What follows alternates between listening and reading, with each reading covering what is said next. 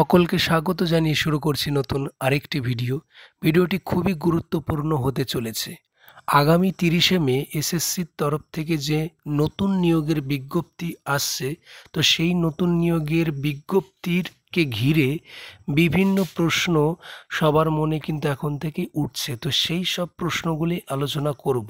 তো প্রথম প্রশ্ন যেটা, চাকরিহারাদের জন্যে কি আলাদাভাবে নোটিফিকেশন আসবে?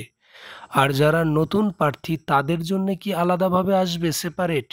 তো এটা সবার মনে কিন্তু এই প্রশ্নটা এখন চলছে। তো আমি সেক্ষেত্রে বলবো, যেহেতু নোটিফিকেশন এখনও আসেনি, 30 তারিখে আসবে, তবু আমি বলতে পারি আগামী দিনে সকলকে মিলিয়েই কিন্তু নোটিফিকেশনটা আসবে, আলাদাভাবে কিন্তু অতটা সম্ভব নয়।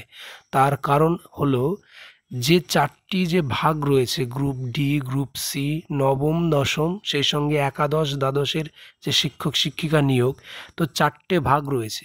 সেখানে যদি এখন নতুন পুরনো আলাদাভাবে দিতে যায়, চাকরি হারাদের জন্য আলাদা, নতুনদের জন্য আলাদা, সেক্ষেত্রে কিন্তু 8টি নোটিফিকেশন হয়ে যাবে। তো তার যে পরীক্ষা, সেই পরীক্ষা নিতে গেলে কিন্তু অনেকটাই কিন্তু বলতে গেলে খুব কঠিন হয়ে পড়বে আগামী দিনে পরীক্ষা নিতে গেলে, কারণ 8টি নোটিফিকেশনের পরীক্ষা একদিনে নেওয়া কিন্তু সম্ভব নয়। তো এটা যেমন একটা গেল, আগামী দিনে কিন্তু সকলকে মিলিয়েই কিন্তু নোটিফিকেশন আসতে পারে, এটাই কিন্তু সম্ভাবনা প্রবল। তো 30 তারিখেই বোঝা যাবে। আরেকটি যেটা প্রশ্ন, যে চাকরিহারা যারা রয়েছে তাদের কি বাড়তি কোনো সুবিধা দেওয়া যাবে, বা জাজমেন্ট কপি অনুসারে কি সেখানে লেখা ছিল যে তাদেরকে বাড়তি সুবিধা দেয়া যেতে পারে, সেটাই আলোচনা করব। তো প্রথমে বলে রাখি, সরকারের তরফ থেকে বাড়তি সুবিধা দেবার কথা হলেও জাজমেন্ট যেটা দেয়া হয়েছে, মূল জাজমেন্ট, তো সেই জাজমেন্ট অনুসারে পরবর্তীতে যে বোর্ড, এসএসসি বোর্ড, সেখান থেকে কিন্তু আবারও যাওয়া হয় সুপ্রিম কোর্টে। তো সেখানে কি বলা হয় যে কবে পরীক্ষা নেবে না নেবে সেই তথ্য সেখানে দেয়া হয়। তো সেই তথ্য দেবার সময় যে অর্ডার বের হয়, অর্থাৎ জাজমেন্ট দেয়া হয়েছিল যেটা মূল, তার পরবর্তীতে সেই মূল জাজমেন্টের ভিত্তিতেও আর একটা অর্ডার আসে।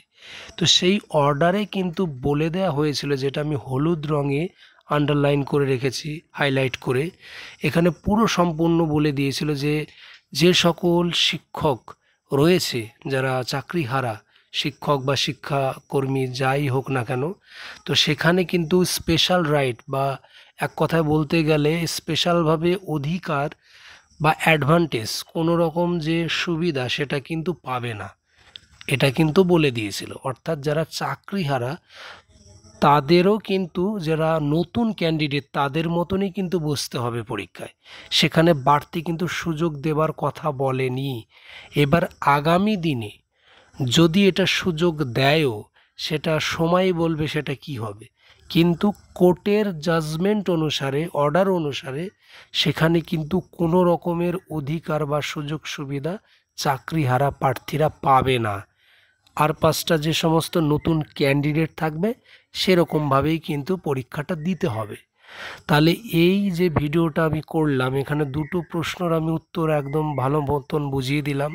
প্রথমত, নোটিফিকেশান কিন্তু সবাইকে নিয়েই আসবে, নতুন পুরনো সবাইকে নিয়ে, আলাদাভাবে কিন্তু এখানে দেওয়া হয়তো সম্ভব হবে না। এবার যদিও দেয় সেটা সময় বলবে, যেহেতু আর মাঝে একদিন আছে, 30 তারিখে যেহেতু আসবে। তো এখান থেকে পুরো পরিষ্কার যে নোটিফিকেশান যেহেতু আসছে একসাথে, এখানে বাড়তি সুযোগ দেওয়ার একটা মানে যে ব্যাপার, সেটা কিন্তু উঠে আসবে।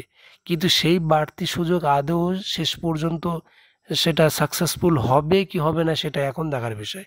কারণ কোর্ট থেকে যেটা বলেছে, সেখানে বাড়তি কোনো সুযোগ দেওয়াই যাবে না। তো এখানে এইটুকু পরিষ্কার বোঝা যাচ্ছে সেই অর্ডার কপিতে। তো এই ভিডিওতে আমি মোটামুটি এসএসসি বলো বা গ্রুপ সি, গ্রুপ ডি, যে সকল প্রার্থীরা আছো চাকরিহারা, প্লাস যারা নতুনে বসবে, সবার জন্যই কিন্তু এই ভিডিওটা খুব হেল্পফুল হবে আশা করি। এইবার এই ভিডিওর উপরে কারোর যদি কোনো রকম প্রশ্ন থাকে, তো কমেন্ট করতে পারো, আমি কমেন্টের মাধ্যমে উত্তর দেবার চেষ্টা করব। আরেকটা বিষয় বলে রাখি, যারা একদম নতুন, চ্যানেলটিকে সাবস্ক্রাইব করোনি, চ্যানেলটি সাবস্ক্রাইব করে রাখো, কারণ আমি গ্রুপ সি এবং সেই সঙ্গে গ্রুপ ডির সিলেবাস সংক্রান্ত তথ্য আমি পরবর্তী ভিডিওতে নিয়ে আসব। সেই সঙ্গে বিগত যে বছরগুলিতে প্রশ্ন হয়েছিল, বিশেষ করে যেটা বাতিল হয়ে গেল, তার যে কোশ্চেনটা ছিল গ্রুপ ডি বা গ্রুপ সি, সেই কোশ্চেন পেপারও কিন্তু আমি নিয়ে আসব পরবর্তী ভিডিওতে। তাই এখনও যারা সাবস্ক্রাইব করনি আমার এই চ্যানেলটিকে সাবস্ক্রাইব করে আমার এই চ্যানেলের পাশে থেকো।